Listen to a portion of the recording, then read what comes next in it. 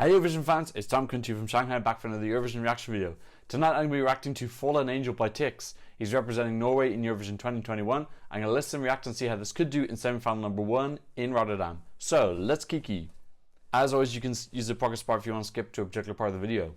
Norway in Eurovision are super strong. I think they're probably a little bit underrated. I never really think of them as someone who are always in the top 10, but I was just looking. They've been in the top 10 5 of the last 7 years, which is pretty incredible. And the qualification record is great. 2016 in qualify, I thought that song was great, but I just think 2016 was a very strong year. But yeah, they send quality every single year. I covered all of Melody Grand Prix. Norway had this unusual thing that they had the pre-qualifiers, so I was going to do all the pre-qualifiers individually, and then I changed my plan. But I did actually do his own individual to this back when it was called Ut of Morket, which was the original Norwegian version. There's still a lot of hate going around for Tix because Kinda didn't win. My 2 cents on the situation is, people are saying that they think Kinda could have won. I think that is absolutely freaking delusional. There is absolutely and utterly no way that Kinda would have won actual Eurovision final. The only evidence that people are basing that on is that they won the televote, and this is more jury baity, so they would replicate that televote, which is an absolutely outrageous claim, and their jury would increase, and that mathematically adds up to a win. Let's be real, Kinda did well in 2019. The song was great, the performance was great. Really, whether people were laughing with them or at them, there was an element of people going, oh, this is an EDM song with a yoik. It was an upbeat bop, but people were kind of bemused, let's say, by the fact that there's a yoik. So for me, I think a lot of the televote success came to the fact that people were a little bit chuckling at this, and then maybe also think, oh well, actually it's a decent song as well, I'll give it a vote. At the end of the day, if you look at the sales of the song afterwards, it won the televote, and yet it only went top 10 in Scotland and Switzerland. So it's not it doesn't really imply that people really love the song. And then when you take that and then you make it into a serious EDM song with yoiking, I just think you're getting into the realms of delusion if you think that that's going to do success. What on earth is the precedent for a song like that actually having success and doing well? Like, it's fine if people like the song and they want to listen to it, but when you taking that energy and then attacking the person who won and coming up with these frankly delusional claims that Kinda would have won if he hadn't have gone, it's just wacky and a bit childish. There's no proper evidence for it, just kind of like weird conspiracies with no basis in history. EDM songs do terrible in Eurovision. I can't think of anyone that have done well. Finland came last in their semi. They came last actually behind D-Moll, which is probably one of the most shameful things you can say in a Eurovision resume. You know, Cascada had a kind of EDM-ish song and they kind of flopped despite the fans all getting behind them. There's no precedent for an EDM song, let alone a serious EDM song doing well. The reason I bring that up is I just hate the way that so many people feel justified in attacking Tix.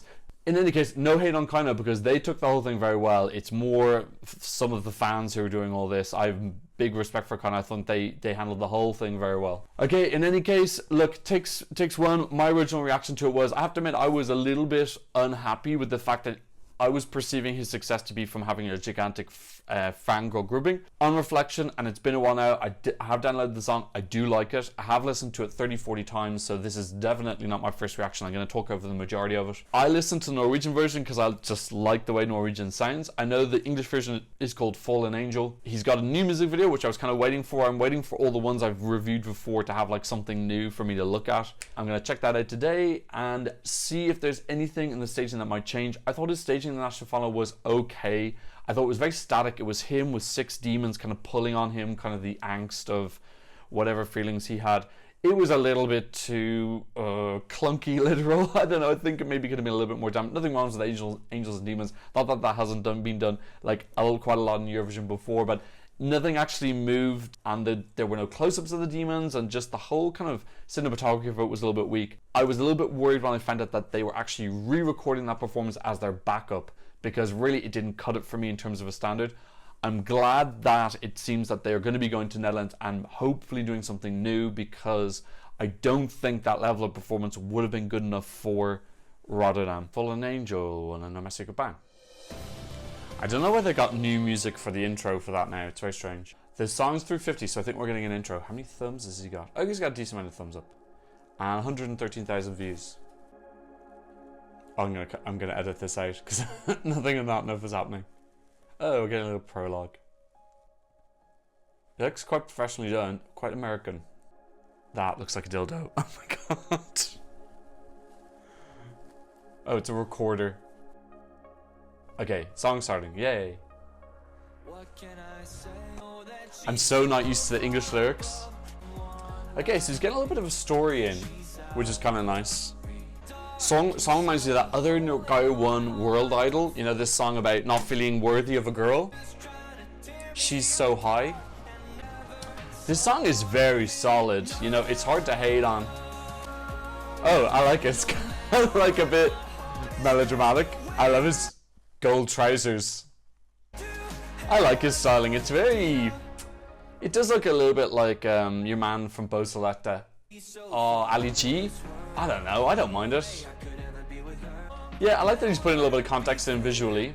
I don't think it's really giving us any clues as to what the staging is going to be, if it's any different. He's showing his tics, yeah, so he's got Tourette's. Yeah, they're making fun of him. Okay, not nice. Yeah, it's kind of sad because that probably, you know, that's what happened to him. Terrible.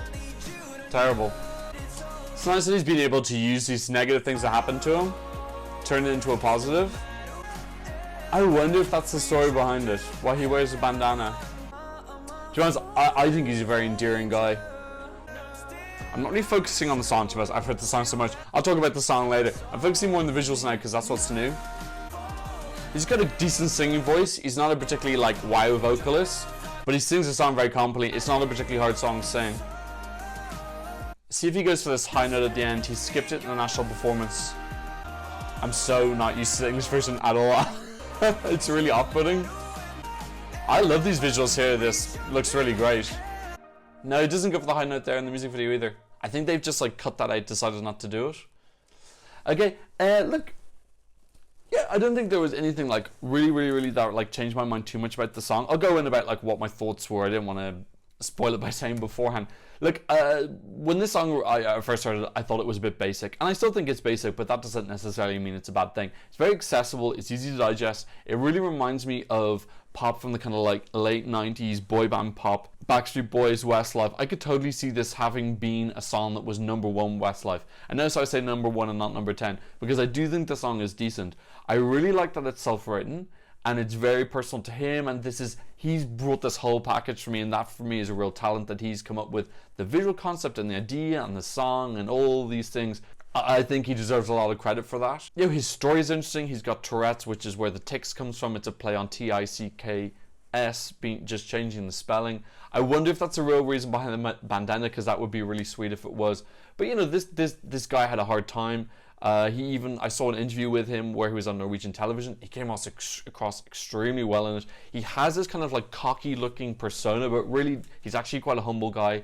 He's very nice, you know, quite awkward in how he's been able to come up with this like alter ego to deal with this lack of self-confidence. Look, the song's really grown on me. I was hating on a little bit at the start.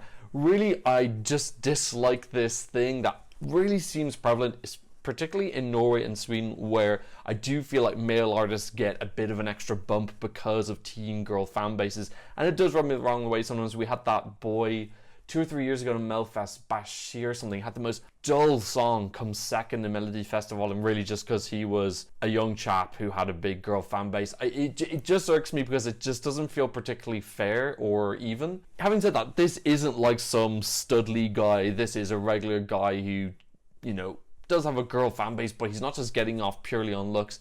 It does feel a little bit unfair. Having said that, the song I do think it is meritable. I don't think it's this absolute hot mess where you're saying, how on earth did this win? Okay, it's clearly just because of that. You know, Ugo Savusta's got a little bit of that going on as well. Would he have won if he wasn't a kind of like icy-eyed stud from Estonia? Probably not. So yeah, it rubbed me up initially, and then I just found that it was in my head, and I was listening to it more and more, and I ended up buying it. That's why I have the Ut of Morkit version, which I think I'm just going to keep. I don't really think I'm going to download Fallen Angel because that's the version that I initially listened to, so it feels weird changing it into English. Although I don't think the English sounds awkward or anything like that. Shame that he's actually changed it so he doesn't do that big high note at the end. Actually, he didn't even do the lower octave of it. He does that in Ut of Morkit. In the national final, he did that high note, but he went down. And this, it just seems to have cut it out completely. So I'm not sure if that's a decision that they've made, that they don't want to risk having a big note that might not sound great and or something like that. He's going for the angel thing. I think it's fine. I think people are going to find that interesting in a similar way to people were bemused by Kaino's yoiking. I think they'll be bemused by this guy who's kind of dressed a little bit like Ali G, who's gone to heaven. You know, that there is a story behind all of his costumes and everything. People obviously won't know that when they're watching it. I think the song is solid, reputable enough that people are not going to think that this is a joke entry. He's converted me. I am a fan of him now, and I am supporting him. And like I said, I really don't like all this thing of people attacking him because of Kaino and thinking that's okay. Like, it's never okay to attack anyone personally and go into their personal social media and leave them hateful messages. It's just one of the worst things about the internet. It's still a big issue that needs to be dealt with. Anyway, will this qualify? This is in the semi of death, semi-final number 1. Now, at the end of the day, semi-final number 1, there are definitely going to be some disappointments and some surprises, and I think this is in contention to be one of those surprises. It's 9th in the draw. It comes after Cyprus, which is not terrible, and before Croatia, which is also not terrible. I don't think that people are going to watch this and then have forgotten about it by the time we get to number 16. I think the Angel Wings and the Demons will help people still be able to recall this when it gets to song 16. Really what happens is when you get to the end, you need people to say that song and be able to summarize it in a word, and saying that Angel song really does help people talk about it with their friends or remember it and say, okay, which one do I like? I like the Angel song, I like the Devil song, I like the Mata Hari song. You know, that's a pretty clever strategy to have, is give your song a very discernible tag that people can remember it, or a distinct and discernible tag that people can remember and talk about it with. So he's got that in his advantage. Norway have that incredibly strong qualification and top 10 record. You don't get that from nothing, so they really do know what they're doing in terms of staging for the most part. I can't think of any Norway staging that was floppy, as in that flopped. So you've got to think that Norway's got a really great team, and they've got their finger on the pulse for what works and what doesn't. 9th is an okay position. There's actually a weird statistic in the semis that the 11th song, the worst place in the semis is spot number 3. The second worst is song number 11 for some reason. I don't know why, if it's just like coincidence, but it has the second worst qualification rate. It might have something historically to do with coming after ads, but even years where the ads came earlier, 11 is still one of the weakest ones. So he's not in that spot. He's a bit before that. 9th has a pretty normal qualification record. I think this is borderline. It depends on what they do with the final staging concept. So like I said, in the national final, the Devils were way too static. The camera angles were a bit dull as well. They need to get up and be moving around and actually have maybe a little bit of a tableau or story going on. I really like the story in that music video where it kind of gave a little bit of a biography about him and gave a bit of context to the song. I would like if they were able to translate some of that into the stage. I don't know if they can do that with 16 Devils, but that's their problem to work out, and they do need to work out a little bit if they want to put themselves in a safer position to qualify, because really this is in that group of 4, 5, 6 songs, almost 7 or 8 songs really in semi-final 1, which are eligible for that surprise non-qualification that really is competitive in this first semi. There's very few songs I would even say are like definite qualifiers from semi-final 1. There's a lot that are in that real borderline no man's land that you don't really want to be in. So I really do think that the semi-final 1 songs really need to take sensible risks to make themselves stand out. Norway's record implies that they are going to come up with the ideas necessary to get into the final. Let's have a look and see how this is doing in the odds. Now, this is something I find very strange. If you look at the semi-qualification odds, this is sitting in 8th, which I would think is quite accurate. I think it's borderline not safe. Then if you go to the actual winning odds, they're in 10th. And he's actually been 9th, 10th for a long time now. Now, I think that is, I don't understand that. And I don't understand how you can be 8th just to qualify from your semi, but then you're barely going to qualify, but then you're 10th in the odds. Is very strange that there's that mismatch in the position there. I think this is a little bit overrated in the odds. I think getting through to the final would be a good accomplishment. And then I imagine this coming 18th to 20th. I don't see people having a massive nostalgia moment and saying, I have to vote for this. I think it's solid enough that it'll get some points from the jury, and we've seen it's gotten some points from the Euro jury. It's also done okay in the OJE as well. I think it'll get an okay amount of points as well. But I think qualification and 15th to 20th is realistic. 15 plus would be like an absolute big goal if they can epic staging. But I still don't get that 10th in the odds. I'm surprised that songs like Romania, Ukraine, Finland, which for me have something a little bit more special about them, aren't higher up. But betting odds is based on when people are betting, so people are betting on this to win, and they have been for quite a while now, because really it's been very solidly between 13th and 10th the whole time. Let's have a look in the Eurovision scoreboard. I think this is less. I think this is more like along the lines of where I would expect it. Yeah, this is 19th, which, like I said, is where I'm expecting this to kind of approximately finish. I think it'll probably get a little bit higher than that. In any case, that's what I think about Fallen Angel by Tix.